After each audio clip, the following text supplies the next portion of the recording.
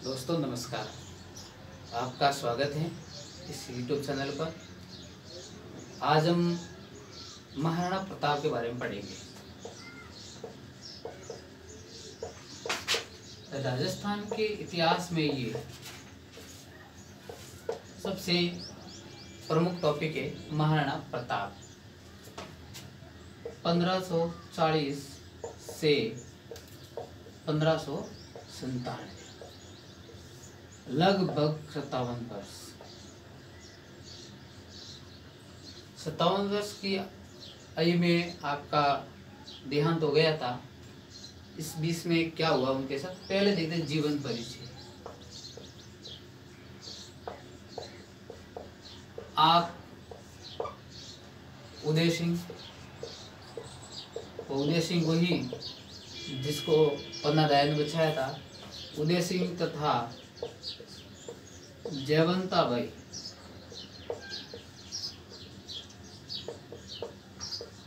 की संतान थे। आपका जन्म 9 मई 1540 को कुंभलगढ़ दुर्ग का भी बादल महल में होता है।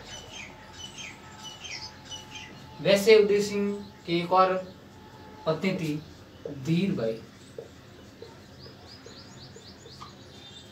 धीरबाई का पुत्र था जगमाल।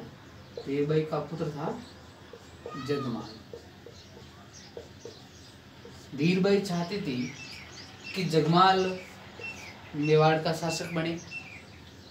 तब उन्होंने किसी न किसी प्रकार से उदय सिंह को मनवा लिया और ये बात कर दी कि जगमाल अगला शासक बनेगा। लेकिन जब 28 फरवरी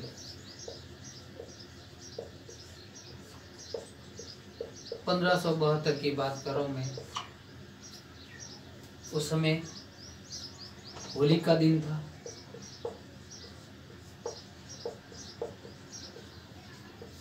महाराणा उदय सिंह की मृत्यु हो गई। उदय सिंह जी की मृत्यु हो गई। उदय सिंह की मृत्यु होने पर वहां के जो सामंत थे, सामंतों ने गोगुंदा में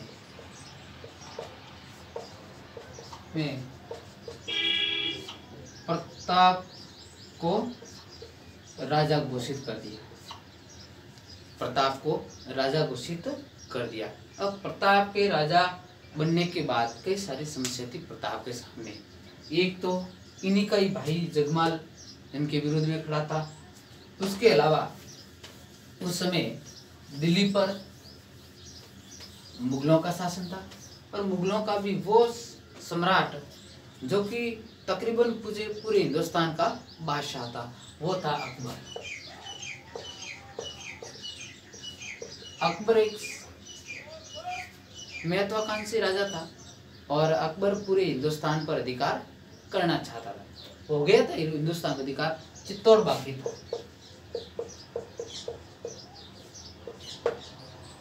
तब अकबर ने प्रताप को समझाने के लिए 4 दूत भेजे। कितने भेजे? 4 दूत भेजे।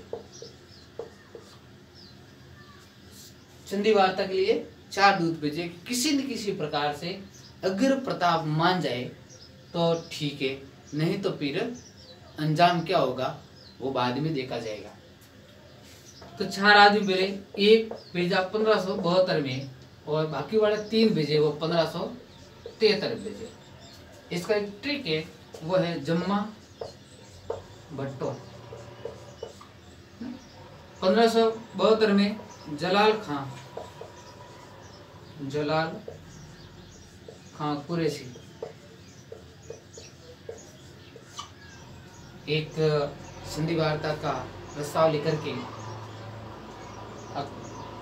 प्रताप के पास आते हैं और प्रताप को कहते हैं कि आप बादशाह की शरण में चले जाओ,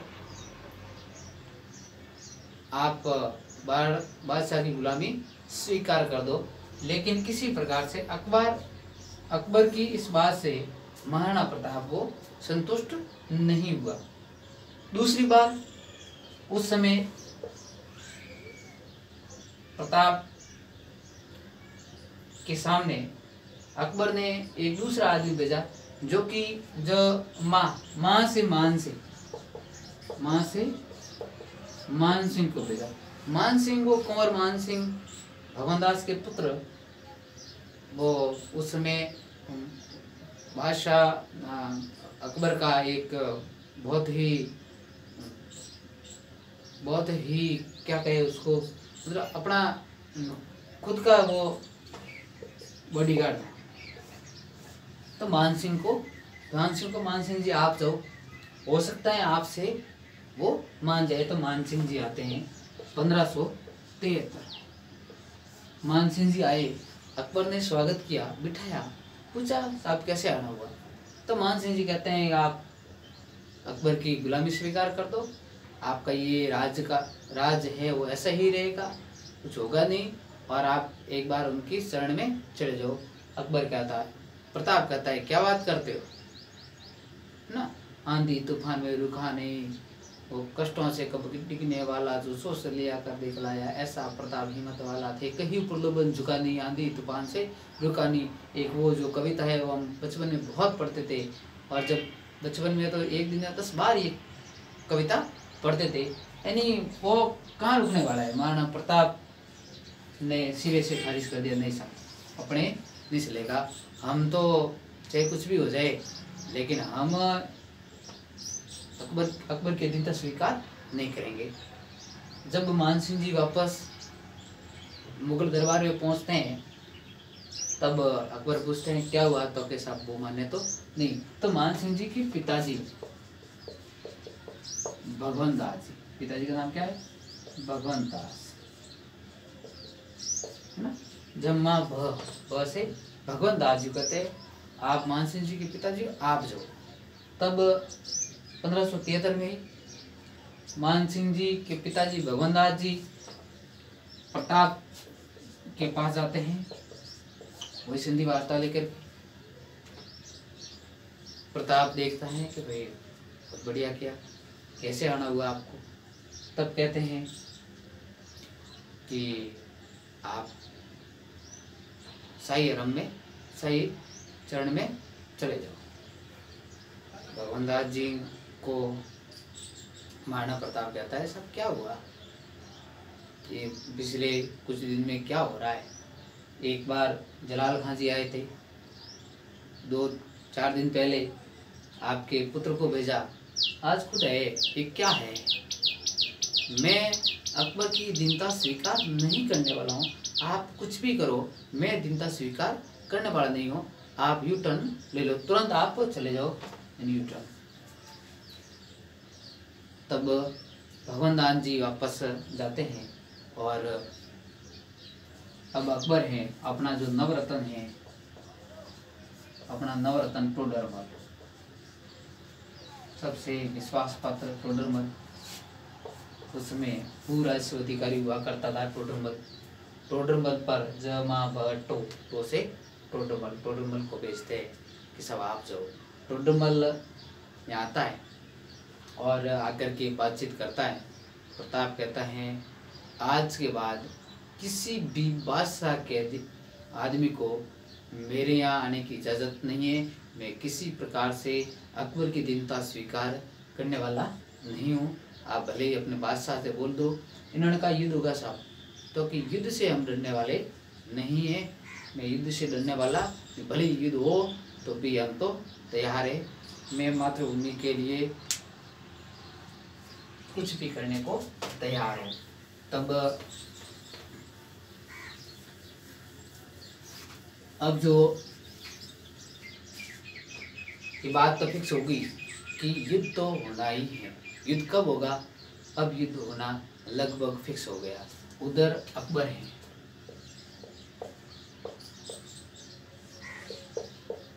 (1576) में अप्रैल का महीना, 2 अप्रैल है ना, 2 अप्रैल के दिन अजमेर आता है। कहाँ आता है? अजमेर आता है। अजमेर में वो जो महाराणा प्रताप के विरुद्ध सैनिक अभियान के लिए सेना तैयार की और उसी दिन सेनापति की घोषणा हुई। सेनापति बनाया कुंवर मान सिंह। कुंवर मान सिंह जी है वो अकबर की सेना के सेनापति। बहुत बड़ी बात है। इस देश के अंदर मुगलों का राज था, पूरे देश में मुसलमानों का राज था। उस समय एक हिंदू सेनापति को इतनी बड़ी वरीयता देना एक इस बात को दर्शाता है कि लोहा लोहे को काटता है। अकबर चाहता तो मान सिंह जी के स्थान पर और कई उनके पास अधिकारी थे, लेकिन नहीं कराए। उन्होंने कहा नहीं, राजपूत ही राजपूत को काटेगा। मान सिंह जी के नेतृत्व में सेना वहाँ से रवाना हुई और रवाना होकर के खमनौर गांव पहुंची। कहाँ पहुंची? खमनौर गांव। खमनौर गांव राजसमंद में पड़ता है। और खमनौर की पहाड़ियाँ से एक नदी निकलती, वो होती बनास नदी। आपको पता ही है ना, खमनौर की पहाड़ियाँ से ये नदी निकलती है। इस बनास नदी के किनारे कई इतिहासकारों ने इसको खमनौर का युद्ध भी कहा है। इसको बनास नदी का युद्ध भी कहा है। तो इस हल्दी घाटी युद्ध के कई नाम है।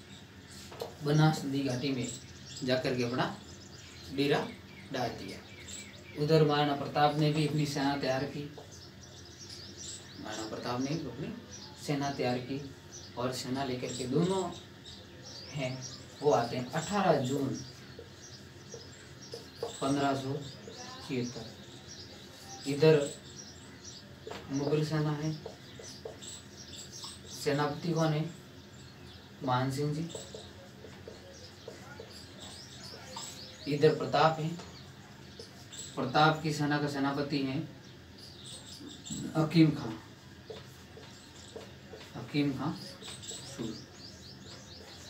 सूरी। देखिए, मुसलमानों की सेना का सेनापति हिंदू, तो हिंदुओं की सेना का सेनापति हकीम खां सूरी। और ये हरावदत से तो कर रहे थे। एक और थे बहुत बड़े, वो थे राणा पूंजा वीर। उसके अलावा महाराणा प्रताप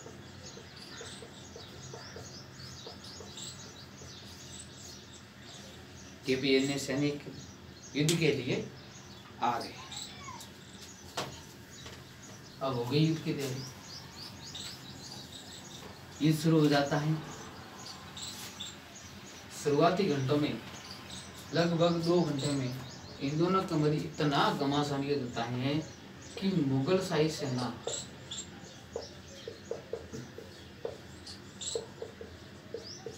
लगभग आधी रह जाती है।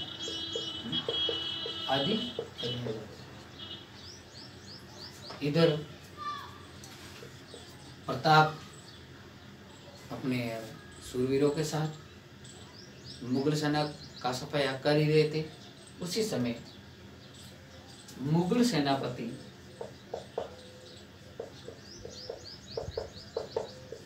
मान सिंह गजमुक्ता हाथी ना, ये हाथी का नाम है। गजमुक्ता हाथी पर सवार होते हैं। इधर प्रताप जो हाथी, और पहले जो हाथी पर सवार होते हैं वो होता है लूणा, उनका विश्वास पत्र। और दूसरी बार होता है राम प्रसाद। ये दोनों क्या है? हाथी है। ध्यान रखना, ये हाथी है। जबकि घोड़ा तो सबको पता है ना, चेतक। जब चेतक पर सवार होकर के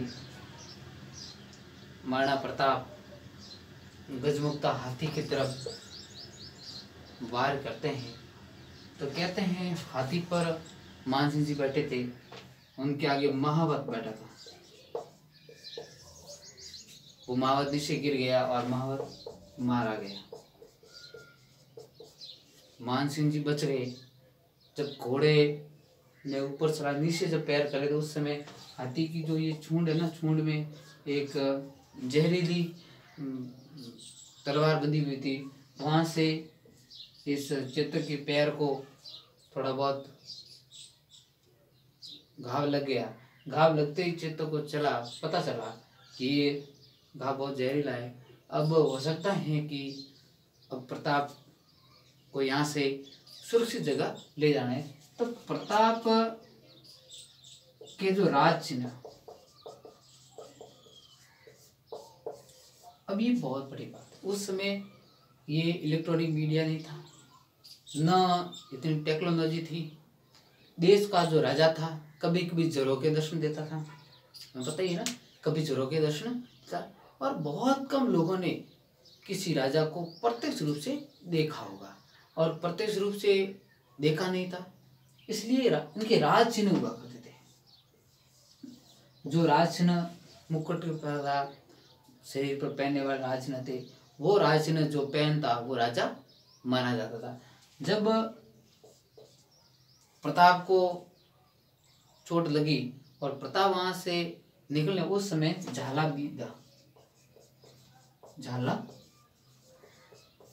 बीदा नाम का एक राजपूत सैनिक, उसने वो राज चिन्ह धारण कर दिए। ध्यान रखना कि महाराणा प्रताप के जो राज चिन्ह वो झाला बीदा ने पहने थे, जबकि राणा सांगा का आप नाम सुना होगा, खानवा के युद्ध में उनके जो राज चिन्ह है वो धारण किए थे अज्जा, झाला अज्जा। किसने किए थे? झाला अज्जा में। ये 1527 की बात है और ये 1576 की बात है। तो पहले से ये है ना, इसलिए अज्जा पर ए पहले आएगा और बी बाद में आएगा।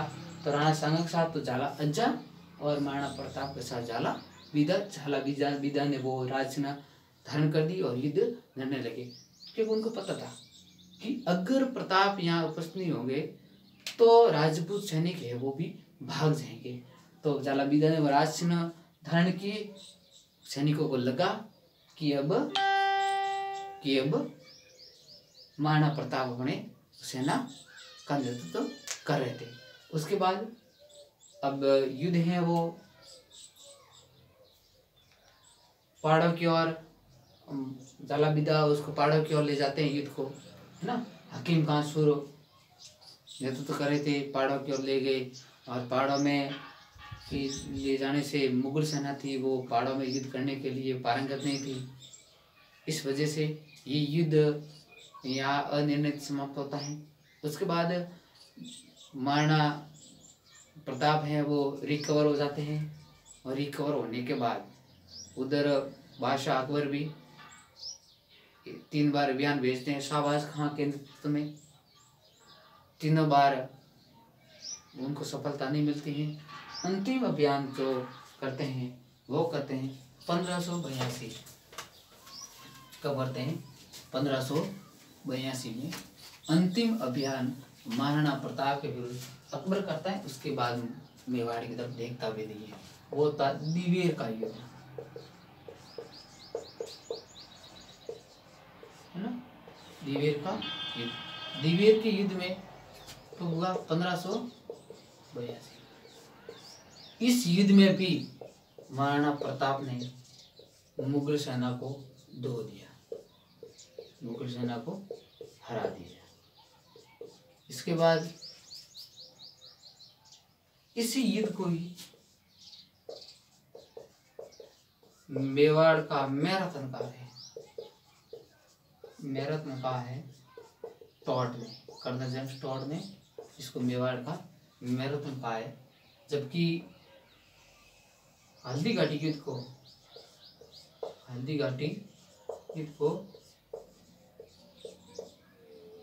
को मेवाड़ की थर्मोपोली का है, मेवाड़ की थर्मोपोली का है। हल्दी घाटी युद्ध को ही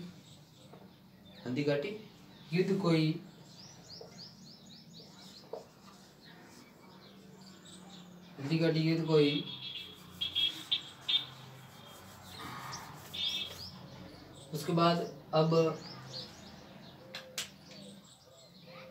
अकबर ने इस तरफ देखना भी समझा, तो इस वजह से गोगुंदा से छावंड को राजधानी बनाया।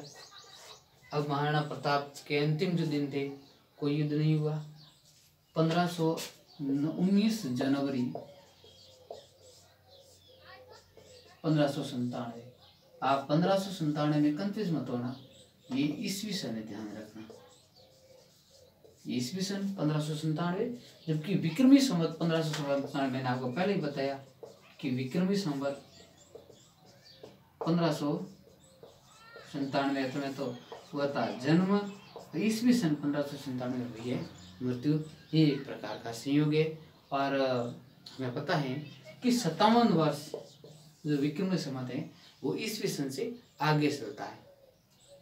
तो इस वजह से महाराणा प्रताप ने 57 वर्ष की उम्र में इस दुनिया को छोड़ दिया।